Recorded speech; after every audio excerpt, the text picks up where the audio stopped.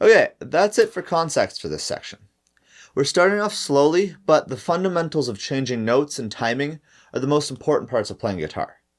If you can take the time to get good at these fundamentals, you'll be in a great place. This section contains multiple different exercises for you to do.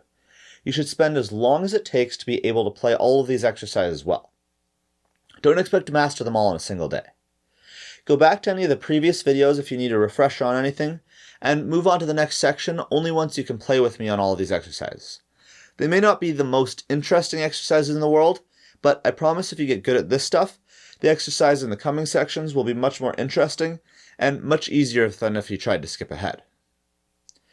There are some common issues that players often have questions on at this point. The first is finger soreness. The tips of your fingers will probably start to hurt at some point during the exercises if they haven't started hurting already. This is totally normal, and over time your fingertips will get used to it. If your fingertips start to hurt, just stop playing for that day and come back the next day or the day after and they'll be fine again. There's no need to push through the pain.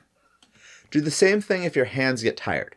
You're probably not used to using these specific hand muscles, so they'll get sore the same way any other muscle does when you take a workout. Just take a break and come back when you're not sore anymore. The third thing is fingernails. As a guitarist, you've got to keep your fingernails short. Sorry, girls.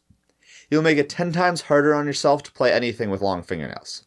I honestly cut my fingernails at least twice a week. It just makes it that much easier to play. Okay, time to get to the exercises.